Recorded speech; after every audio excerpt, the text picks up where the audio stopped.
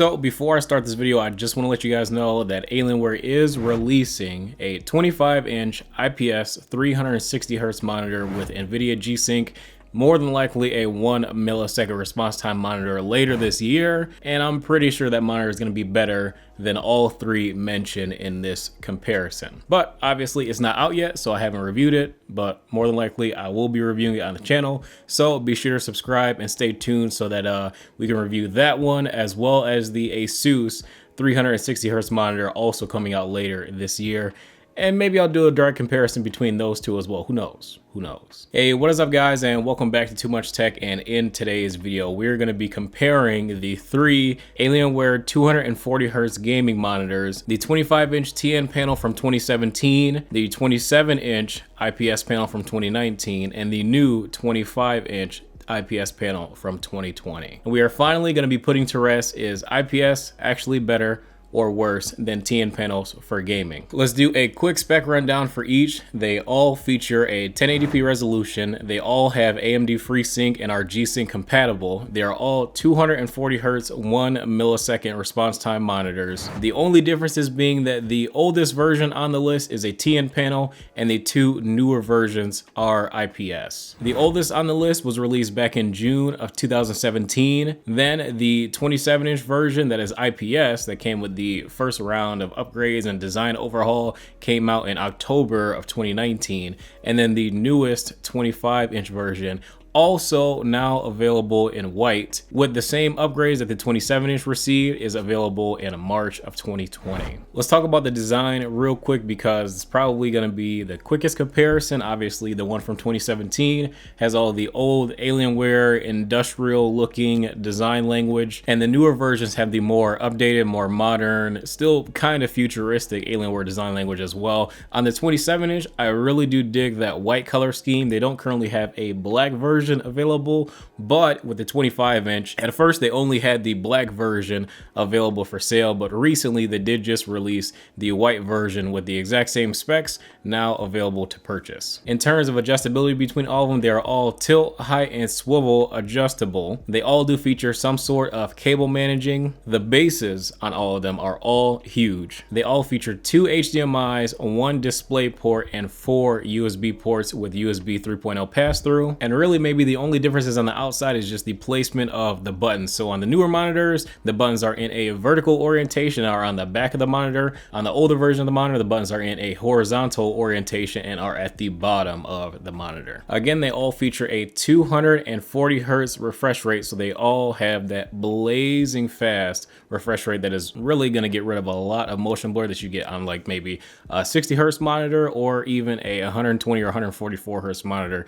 It's not going to be as big of a jump going from 144 to 240. Trust me, it's still massive, and it is almost doubling the smoothness of your gameplay, but it's just a little bit less noticeable from when you go from 60Hz to a much higher refresh rate. So just keep that in mind. It's going to be a massive upgrade between going from 60 to 240, and it's still going to be a noticeable upgrade going from 120 or 144 to 240 Hertz. You can enable G-Sync compatibility on all three of these monitors, and it does work very well if you want to decrease your input lag and response time. A lot of pros don't play with G-Sync on at all, not even a real G-Sync module.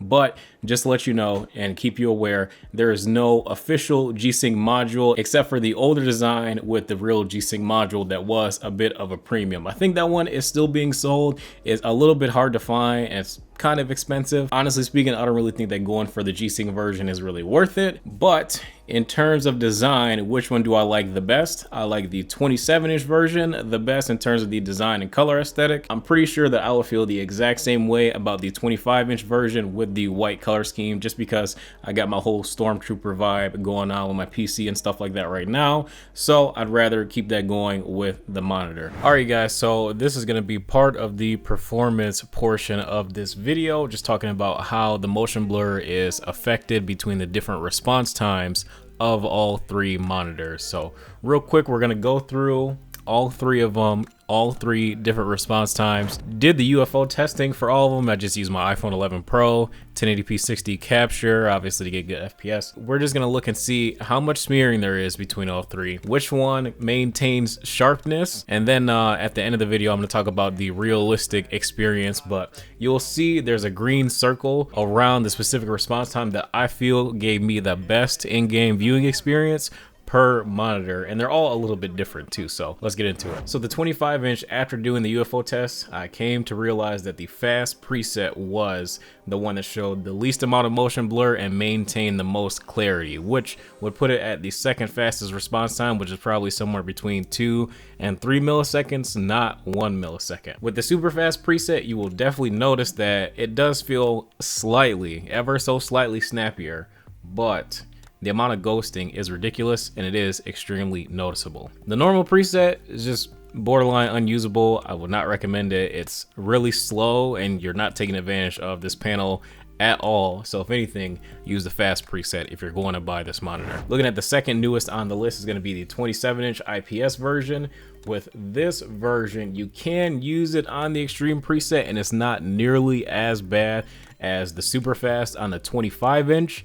But you will still notice some ghosting. So for this one, I do recommend going with super fast because again, it'll probably put you at that feels like 2 to 3 millisecond response time. In reality, there's not really that much difference between that and the 1 millisecond because it does still feel extremely snappy. Is that you don't get any ghosting or smearing and you maintain that sharpness on the super fast preset. The fast preset is okay, but you will notice a little bit longer input lag. And then of course we go to the newest 25-inch IPS display. This one, you can use it on the extreme preset. Playing with it in game, I did not notice any smearing or ghosting. That's the nice part. Doing the UFO test, especially that top test, it does look like it does smear a little bit when it comes to darker backgrounds. But the other two tests show that there's very little, if any, smearing at all compared to the super fast and the fast presets. When I play with the 25-inch IPS version, I am using that true 1 millisecond response time. It does feel the snappiest. Is it that noticeable compared to the 27-inch on the second fastest response time? Not necessarily, but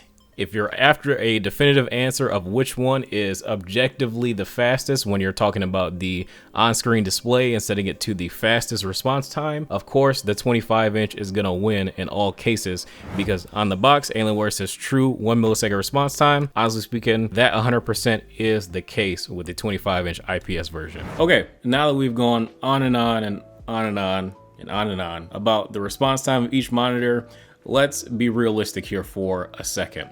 Between the three, as long as you have it set to my recommended specifications in terms of the response time, they will all feel pretty similar and within like a margin of error. Neither of them feel like a significant speed improvement over the other. Honestly speaking, I would not consider the TN panel anymore unless you get it for like dirt cheap or something, or pick it up secondhand and it's like 200 or 250 bucks. Like I would only pick up the TN version of this monitor if it was purely a massive discount or just a really good deal, or your friend was selling you his for dirt cheap, like I said, like 200 or 250 bucks. That's the only situation that I would consider picking up the TN version of this monitor. In other words, now you're looking at IPS for both of the newer versions of the monitor. I would 100% pick up the IPS version of the monitor if it was $100 to $150 more than the TN panel if you found one, because the HF version of the TN panel is now discontinued, so it's going to be a lot harder to find from this point onward. But just going with IPS, you get so many more benefits. Number one, the colors look a lot better. Everything just looks a lot better. Even though this monitor doesn't have HDR, the black levels are a lot better on the IPS version of this monitor, and the colors just look a lot richer as well. Whereas on the TN panel, don't get me wrong, Alienware made the absolute best looking TN panel I have tried in terms of color reproduction. With that being said, comparing different technologies, the differences are still very much so apparent. You put a TN panel next to an IPS panel and it pales in comparison no matter how good that TN panel is. Just IPS gives you better color reproduction, more color accuracy, deeper contrast levels. I will say that the brightness between the two is pretty similar. You can crank up the brightness on the TN panel, but it'll just make all the colors look a little bit more washed out. Whereas you crank up the brightness on the TN panel and you still are able to maintain having good contrast and good color reproduction. Now, with a gaming monitor, I don't really consider viewing angles being overly important because most of the time, if you're looking at a competitive gaming monitor like these, you're probably going to be sitting at almost a 90-degree angle to your monitor. You're probably going to be looking at it dead on. You're not really going to be looking at it from an angle. Let's just say that you decide to have a friend over, or you're watching YouTube and you're kicking back in your chair, something like that, and you full screen a video on your monitor. The TN version of these monitors is going to pale in comparison when you're watching content, because obviously these are gaming monitors, but you're going to be using it on a PC. You're going to be doing more than just playing games, and you don't want your monitor to fall on its face when watching content and look terrible when you could have had a much better media viewing experience. And that's what makes IPS a better technology, because it's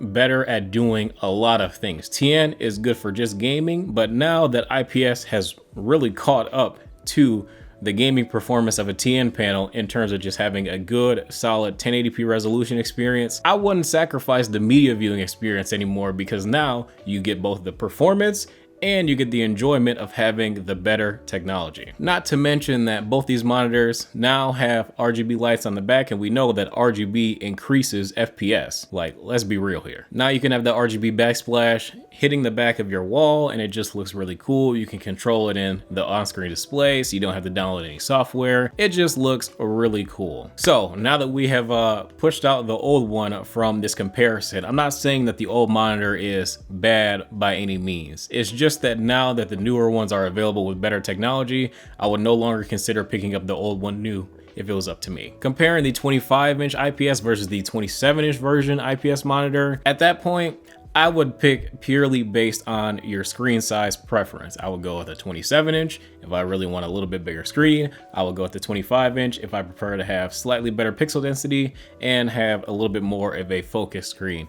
While gaming, I perform better on the 25-inch version of this monitor. I don't think it's due to just the response time alone. I just think that it's because I'm more comfortable gaming on a 25-inch panel. On the 27-inch, you will play just as well. Maybe just have your monitor set back a little bit further, and then you should be good to go, because obviously having a 27-inch screen is going to be a little bit better for media viewing and whatnot, obviously because it's a little bit bigger. If the 27-inch version of this monitor was 1440p, I would take the 27-inch 1440p monitor over a 25-inch 1080p monitor. Just because when you're doing things other than gaming, having that higher resolution just makes a bit more utilization of the screen space in Windows. And by this point, we should know that 1440p is like the perfect resolution for Windows. Like 4K doesn't really scale that well. 1080p looks best on a 25-inch screen or smaller, and 1440p is kind of the sweet spot at 27 inches. Unfortunately, Alienware doesn't have one just yet,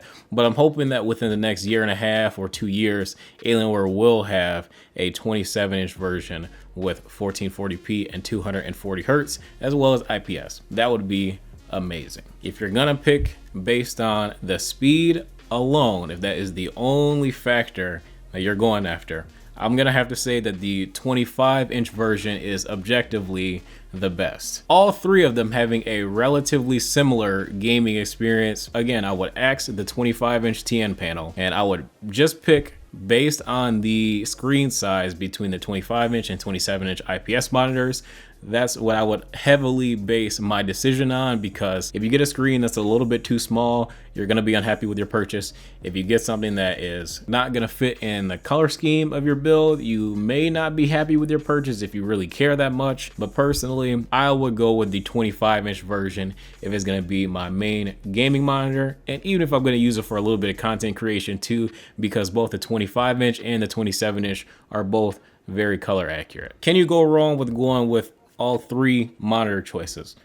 Not necessarily. Just know that if you get the IPS version, you're gonna have a much better all-around experience, not including a better gaming experience than the older TN panel that doesn't reproduce the same viewing angles and color levels. But that is gonna be it for this video, guys. If you guys enjoyed, be sure to drop a like and subscribe if you're new to the channel. The join button is also active on the channel as well, so if you want to further support Too Much Tech, we do have one tier available with the join button. It's only $5 a month, and it does greatly help us out as well, so we can keep doing videos like this. If you guys have any suggestions for other monitor reviews that you want to see on the channel, feel free to drop them in the comments below, or join my Discord and ask me further questions there. Pretty much all I got for you guys. I'm so glad I don't have a triple monitor setup on my desk anymore. It's kind of cool, but it's definitely not my preference. Like, it's a little bit much. I'm cool with just having the one gaming monitor and the one productivity monitor. Like, it's definitely my preferred layout. So if somebody's looking to buy like 3 of them, I mean, you can. It might be useful if you're like a streamer or something, or just looking for the most immersive experience. But yeah, I'm cool with the dual monitor setup. But anyways, thank you guys so much for tuning in. I will catch you in the next video. Don't forget to subscribe, hit that join button, blah blah. Thanks for watching.